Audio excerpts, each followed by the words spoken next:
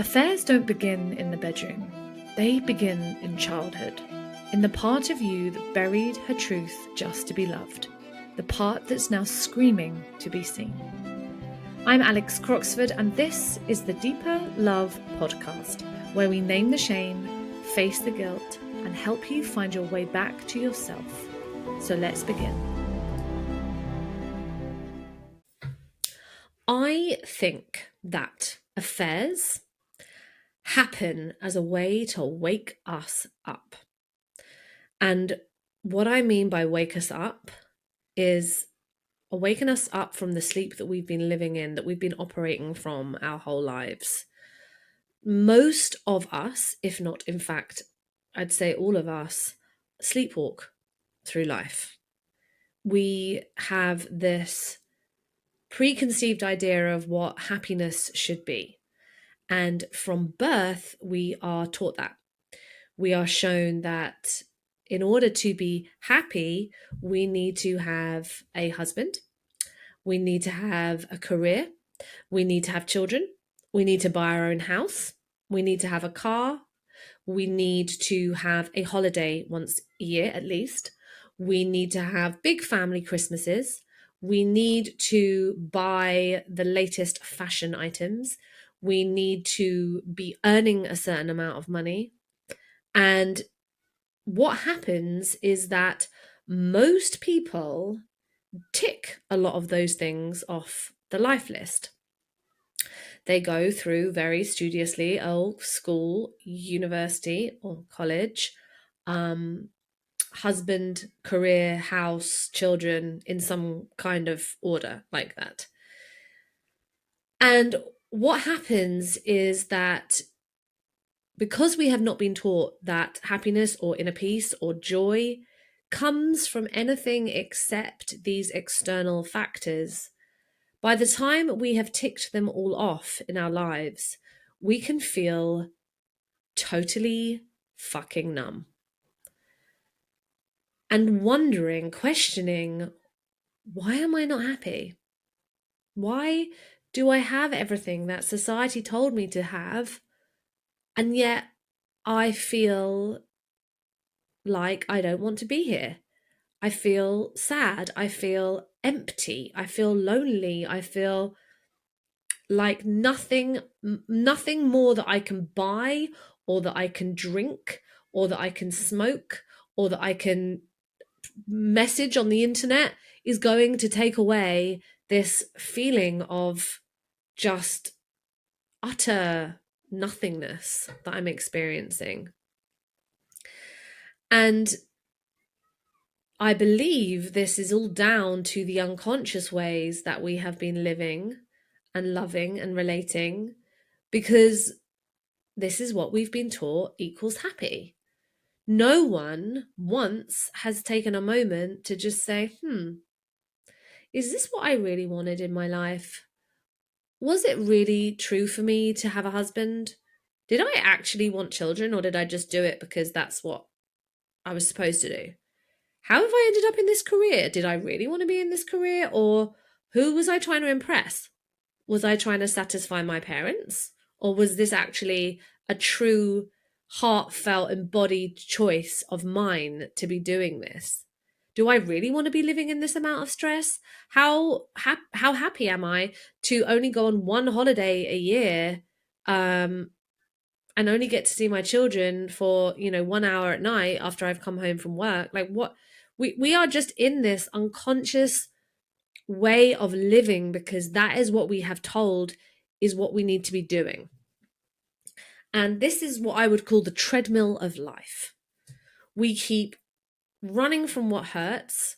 We keep numbing stuff out through alcohol, through scrolling on Instagram, through binge watching Netflix, through overworking, through drug taking, through affairs, through partying.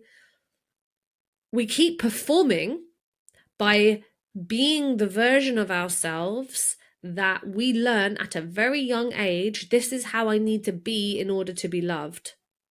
I need to be the one that doesn't have any needs. I have to be the one that doesn't feel her emotions. I have to be the one who suppresses everything. I have to be the one that puts everybody else first. I have to be the one that disappears. I have to be the one that's the overachiever. And we think that this way of being that we are is all that there is. And I call that surviving. That is not thriving in life. That is surviving. And there may have been little moments in time, little whispers in your life, right leading up to the affair, which were almost tapping you on the shoulder and saying, like, is this what you want? Is this true? Is this true for you? But most of the time we push them away or we swallow them down because it feels too scary to perhaps admit that this isn't actually the life that you really want. Or perhaps there is a lot of fear about getting married or about continuing in this career that you've created for the next 30 years. But when we have been suppressing or pushing down how we really feel for years and years and years, or we've been pretending to want the life that society has told us we needed to, eventually something will scream. And I think there is a scream in different ways for different people. Some people may get really physically sick. Some people may lose a loved one, a spouse, a child, even. And these hugely grief-stricken moments are almost so earth-shattering that they make us readdress the way in which we are living our life, the way in which we see the future, the way that we see love, what we choose to get out of life. And I believe that an affair is also a scream.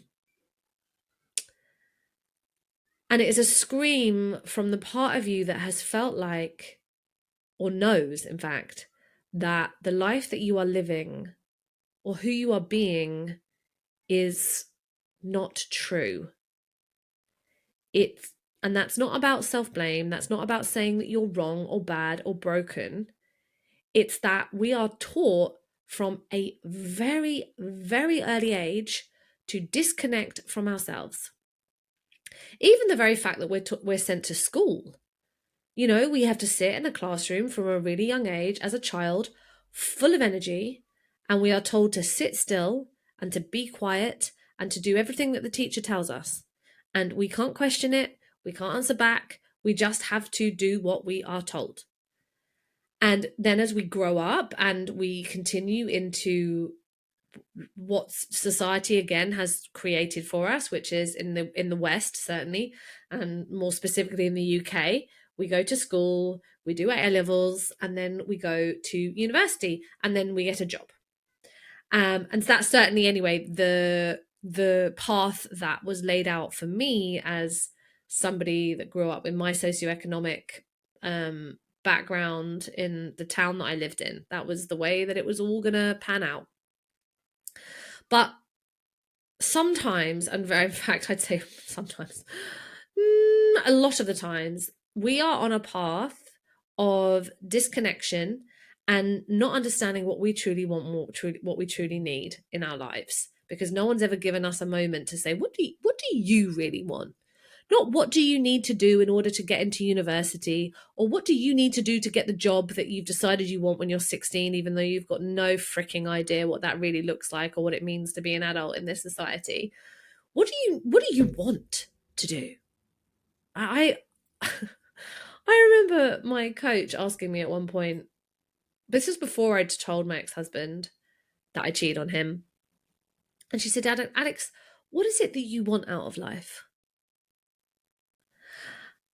And I was like, oh my God, I don't know. I don't know what I want. I was just on the path of just what I thought I needed to do.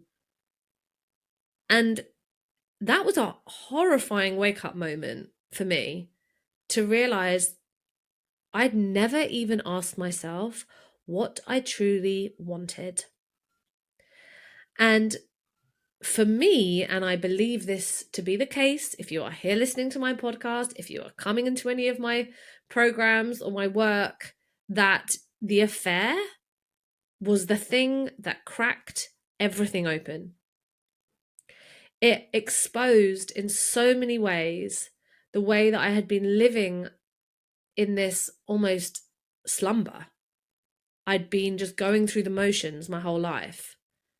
I'd been totally unaware of what I wanted, totally unaware of any needs that I had, totally unaware that I could even ask for a need to be met. I was totally unaware that I wasn't speaking my truth. I was totally unaware that I was disconnected from my feelings. I was totally unaware that I was completely exhausted from holding it all together all the time, from being the strong one, from being the resilient one, from being the one that could work a really, really stressful job, freaking go through infertility problems, prepare for a huge extension on the house, like all of it at once. I was exhausted. And the affair was the moment that everything in my life started to shake. Well, I'd say actually the experience of infertility I went through was the first moment, but that wasn't enough to wake me up. If anything, I went further into control, further into like obsessionally trying to figure out what was wrong, trying to fix myself, reading all the books. I kind of pushed hard. In fact, and at that time, rather than feeling the grief of the infertility that I was experiencing, I started to get more and more into my coping mechanisms, which was to control my food, to over exercise, to hide away, not tell anyone, not speak to anybody about what I was going through. And I remember my friends like being very concerned about me that I wasn't talking about it, but I literally didn't know how. I didn't know how to talk about how I felt, because honestly, I didn't know how I felt. But that moment of the guilt and the shame and there's the pain of cheating on a man that I loved, and looking at a potential future of being seen to be this mess, being seen to be imperfect, being seen to hurt somebody that I really loved, and also the fear of perhaps not being in my marriage. What if he found out? What if I've just ruined everything that I thought I'd worked so hard for? But that pain and that brutal experience that I went through was almost so big that I couldn't ignore it anymore. The numbness and the disconnection and the going through the motions of life and all of my survival mechanisms that I'd put in place so I didn't have to feel anything no longer worked. And trust me, I tried. I tried to get thinner. I tried to get busier. I tried to drink more. I tried to work more. I tried to buy more things, more designer handbags. Nothing worked. Nothing worked. And that was when obviously I began to collapse. Like, it wasn't the infertility that made, internally the infertility began the collapse, but it was the affair that was the moment that I realized, what the fuck is happening? Something is not right. I need to help. I need help. I need help. I can't actually do this. For the first time in my life, literally the first time in my life, I asked for help.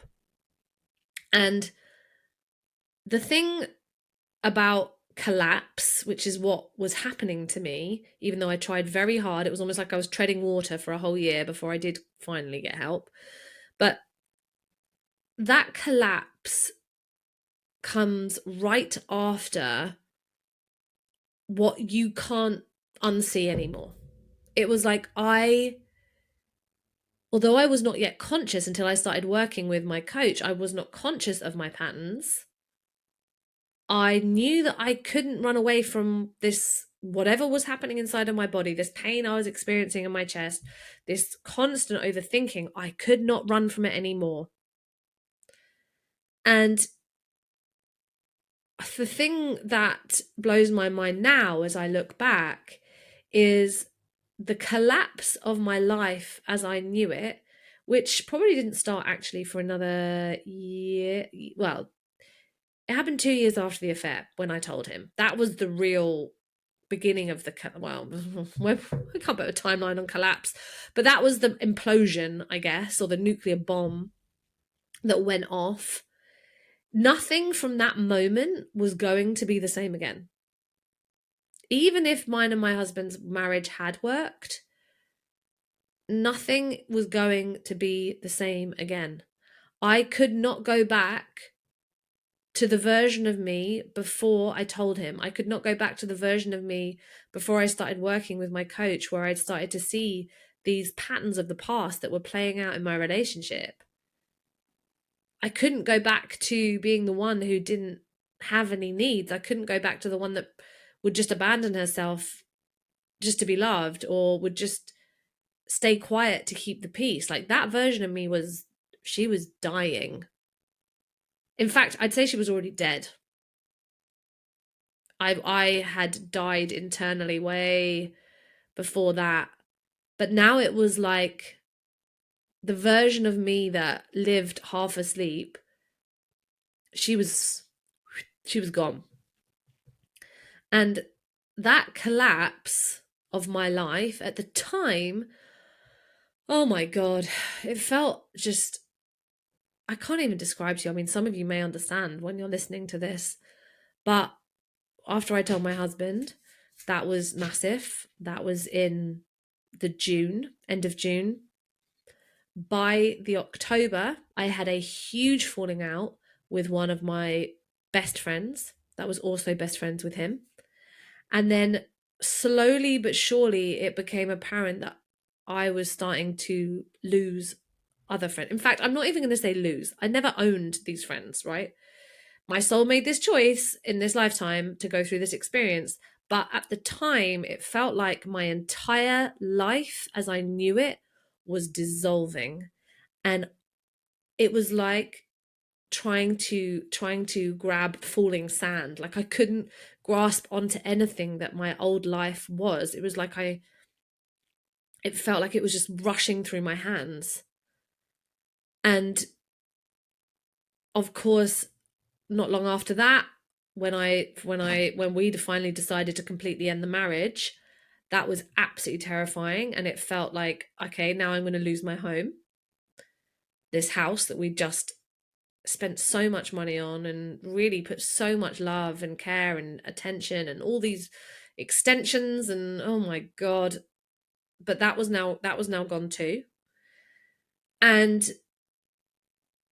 slowly but surely, like, life just started to kind of dissolve, like everything that I knew. And then I was like, well, if I'm not the wife, and if I'm not the one, if I'm not a homeowner, if I'm not part of this friendship group, then like, who the fuck am I? And on top of that, I was seeing that all my survival mechanisms, the perfectionism, the control, the overachieving, the way that I treated my body, like all of these ways that I was being weren't even who I was. And so I was just in this like void. But what was actually happening in this time, which I can see very clearly now, was that it was a dismantling of everything that I had built, because everything that I had built up until that point was from a place of survival. And it feels like a death because, well, some people call it an ego death, but also it's like the false self is dying. The version of myself that I thought I had to be, the version of myself that I thought I was starting to die off, because I realized that's not true. And my marriage had been based on that false self. My friendship group had been based on that false self. My career had been based on that false self. And so I was starting to see, well, what is my reality then? Who can hold me in this new, more authentic version? Who can hold me as the new emotional one? Who can hold me in the potentiality of everything that I had in my life now just burning down to the ground?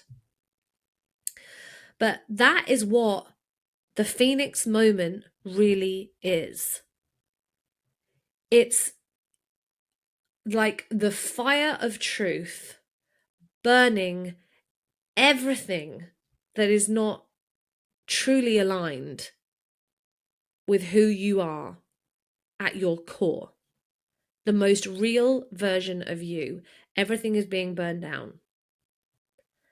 And I want to say here, your marriage doesn't have to end for the burning down and the rising afterwards to happen. This can very much happen within a marriage. It's just my experience was that my marriage couldn't sustain the growth that I was having or the truths that I was seeing or who I was becoming. But some people's paths, some souls' paths are to stay together through that evolution and through that maturation of self, of a coming home, of connecting to who it is you truly are. And once you stop fighting the collapse of everything that you once knew, then the rebirth can begin. And I actually remember, there was a moment when I was talking to my coach about whether or not I should end my marriage. And this was about, I don't know, say 9 or 10 months after I had told him and that we'd been working on the marriage together. And I said, I was so scared. I'm so terrified of letting this all go. Like, who am I if I'm not his wife? Who am I going to be without this house? What's going to happen to my friendships? What's going to happen to, I don't know, to everything around me? And she said to me, you are going to have to let this version of the marriage burn down to the ground in order for something new to be born. And perhaps that is you getting back together in the future. Perhaps it isn't. But whatever happens, this version of the relationship that you have is not, it can't carry on like this. It can't sustain itself like this. Because you're in what looks like a marriage, but that marriage isn't true connection. And I was like, fucking hell, that is big. And I knew she was right. I knew that I had to let this all go. I had to take my fingernails off the edge of the cliff that I was holding on to, literally gripping onto my marriage. I had to let myself fall. I had to let go. And I had to surrender what was going to happen next. And if I'm honest, as soon as I moved out of the house and we made the decision to end it for good, I felt very sad. There was a lot of grief. Still. Remember, we still had couples therapy for a bit after I left, and we'd be crying. Well, I'd be crying, actually. He would be sat there completely uncrying. But I still felt a sense of relief. Like, I knew that I couldn't be living in that house anymore. It was so uncomfortable. It was so awkward. We'd be triggering each other just left, right, and center.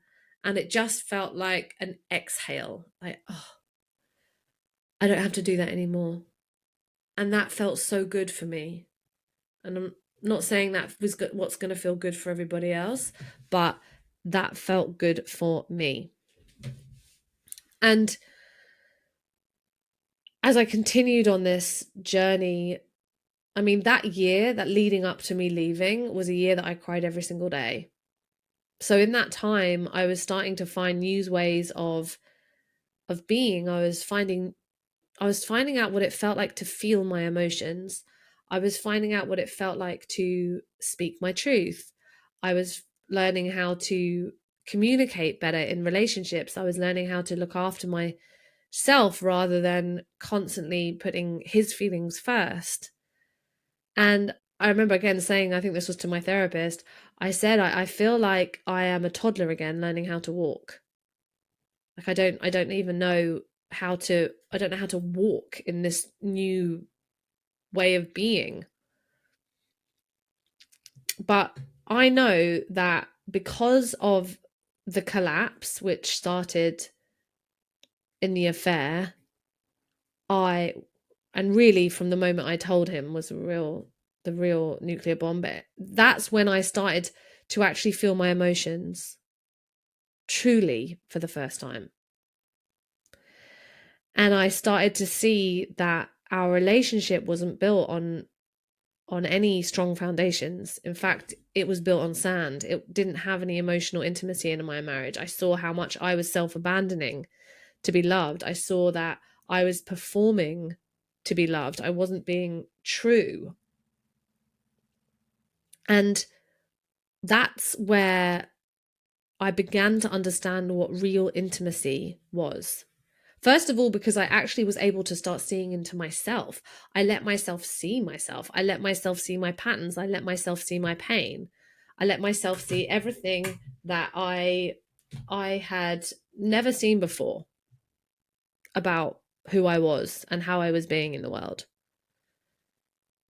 And it was from that I was able to then create a different kind of relationship later with Adam. And again, this is possible in your own marriage. It takes time, it takes work, but it's totally possible.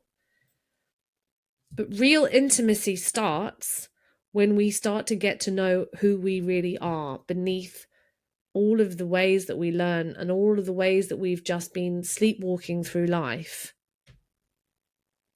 And so this is why it might feel like right now your affair has destroyed your life, yourself. It feels so painful. It feels like there is never going to be joy or light or love back in your life again. It feels like the judgment from yourself and from others is never going to end. And my honest truth to you is the way that is going to end is if you use this now, this affair, as a portal, as a wake up call, you can't just keep going the way that you've been going and expect anything to change. It's like letting a fire alarm go off in the building and just sitting in the building and hoping that the fire isn't gonna touch you. And this is why I'm here. I can help you use this moment as a rebirth because I did it too. And even though I still regret the pain that I caused both my ex-husband and myself, I am still so grateful for how I could not ignore that pain any longer. And I had to face myself. I had to face my patterns. I had to face the way I'd been sleepwalking through life.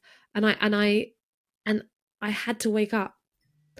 And thank God I did. And I wish, and I know loads of my clients say this too, I wish there was another way that I could have woken up that wasn't this. I wish that I didn't have to hurt somebody that I loved so much. I wish that I didn't have to go through this pain myself. And oh my God, do I agree with you. But sometimes the pain has to be so loud that we can't ignore it anymore. And that's what I believe this is. And that's why you're here. And that's why you're listening to this podcast. So if everything feels like it's burning down right now, like I invite you to let it. How much can you trust that in this burning down, you are not losing your life, you are losing the illusion? And in that, you are remembering, or you have the opportunity to begin to remember who you really are. Underneath all of the pretense, underneath the ways of surviving that you have been coming from your entire time. And what if what actually feels like the end is actually your return? This is your phoenix rising. And so if you're ready, if you are called to take this first step into discovering and uncovering and connecting to yourself in a whole new way, the first place to start is to come to my softening sessions. They are every other Thursday. The link is in the bio to sign up, but use this as the stepping stone towards the return home to yourself and a life that no longer feels like it's in black and white, and instead it's in color.